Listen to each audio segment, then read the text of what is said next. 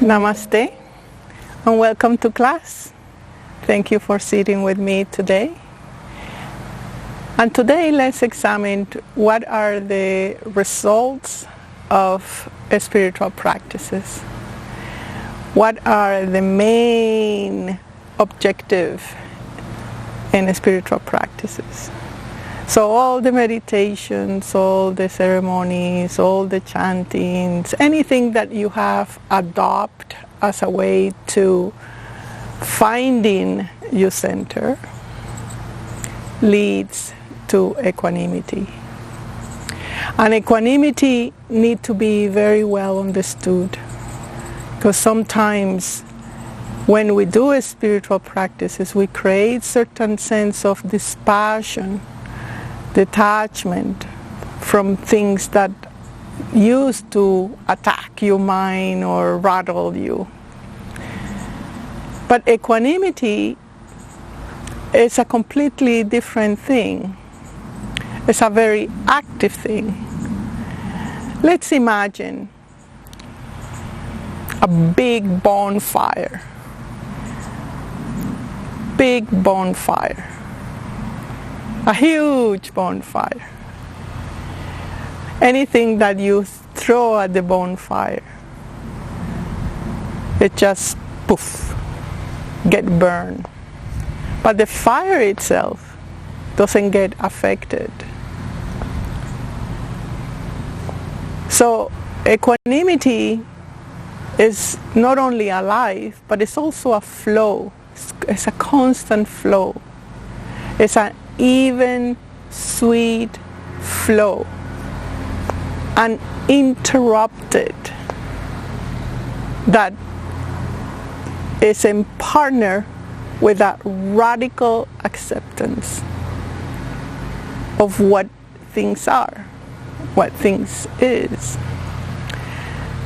So that is steady, conscious realization of reality is equanimity. And in order to get that equanimity, not only your spiritual practices help you, especially you Dai breath, the breath with the back of your throat. If you just do that for a couple of minutes, it centers you. But we get into the practices, how to get there. But you must remember that equanimity is a natural, pristine quality within you of the mind. So whatever you are in the middle of decentralization, if we can put it that way, remember that within you there is a place of equanimity, because it's an attribute of the mind. It just is veiled with your concepts and your preferences and desires and all your excitements. So first is realize equanimity is within me at all times. It's not something that you need to get into it. What makes things magnetic, that stick to you, is a concept or something within you that matches the frequency of the restlessness outside, of the nervousness. So it's a gift. You can go in and say, what is my concept? What is that is conditioning me to respond in this way? And then the door of inquiry can happen and can be productive, any unsettlement within you. The other part is meditation. Stillness.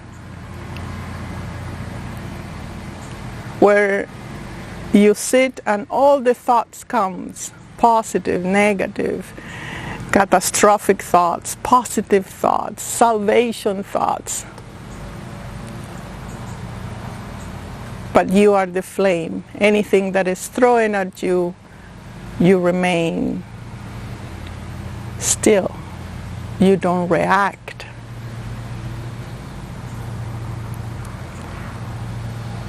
That may take a while, but it cannot be accelerated with breathing, because breath and mind are very much in partnership. So you do alternate nostril breathing to balance your Ida and your Pingala, your feminine aspect, your masculine aspect. Who again, those are the ones who is going to wanting to react, wanting to act on something. So if you don't have equanimity, those are few things you can do to establish equanimity or to unveil equanimity.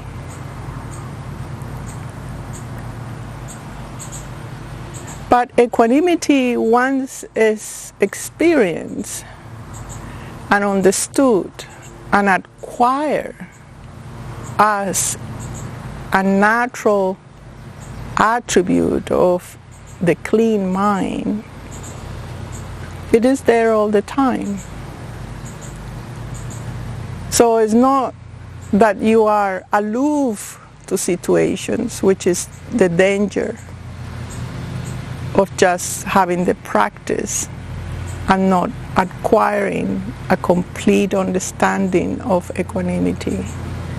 You can get aloof,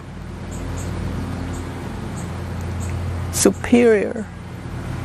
That doesn't touch me.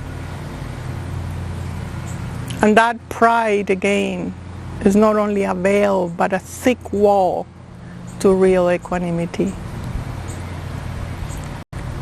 So you know you have equanimity when there's certain sweetness and a predisposition to act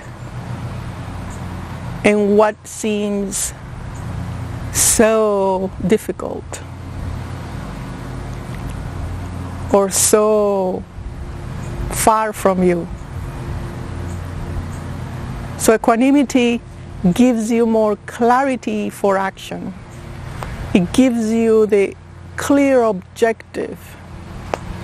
It gives you the right direction.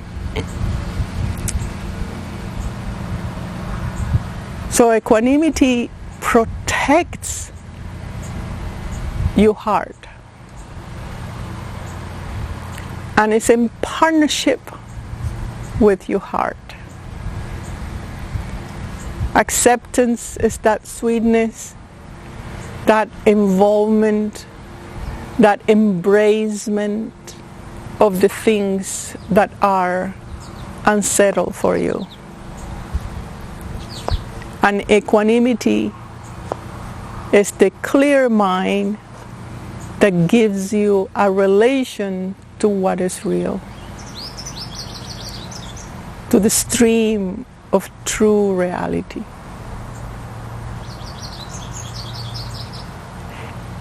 It's an attribute of the mind. It's an attribute of reality. It treats everything equally. That's another one. Don't confuse equality with equanimity.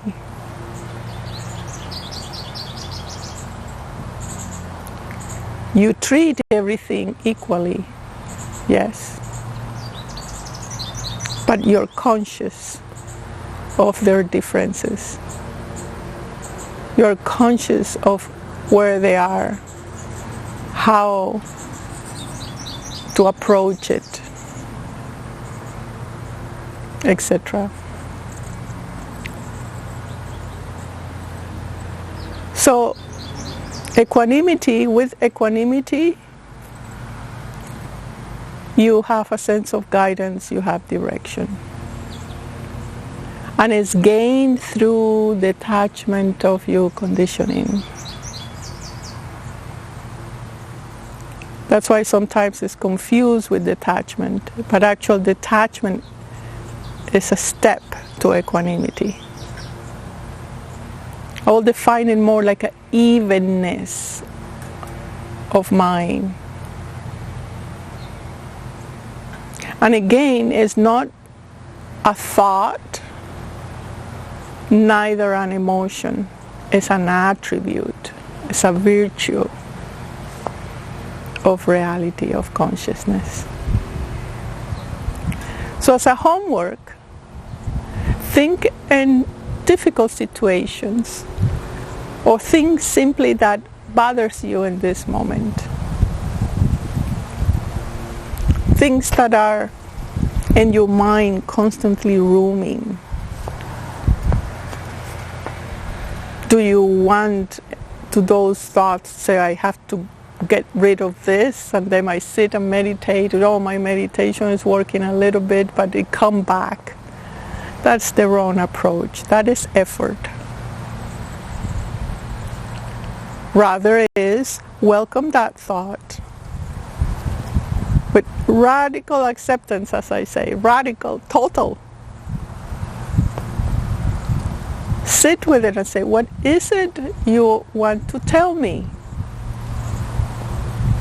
What is it that you're asking me to detach? In that inquiry, you have more strength in your meditation. The meditation then, it won't be escape to that discomfort, but rather a space that you open to receive the talk of that discomfort.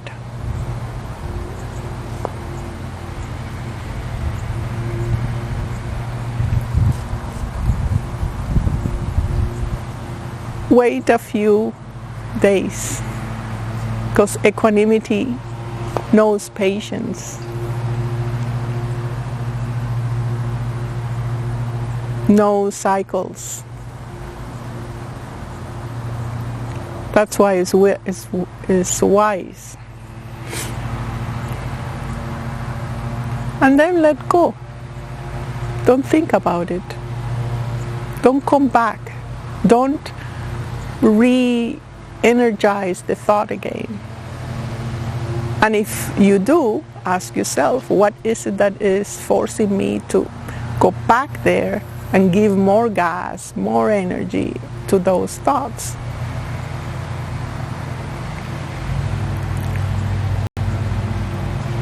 Upeshka is called in Sanskrit equanimity.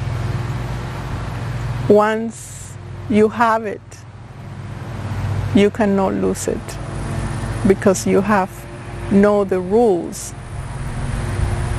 You have purified, you have detached from the conditioning that have been making that mind oscillation. Thank you for sitting with me in this lesson, and I'll see you in our next lesson. Namaste. Bye for now.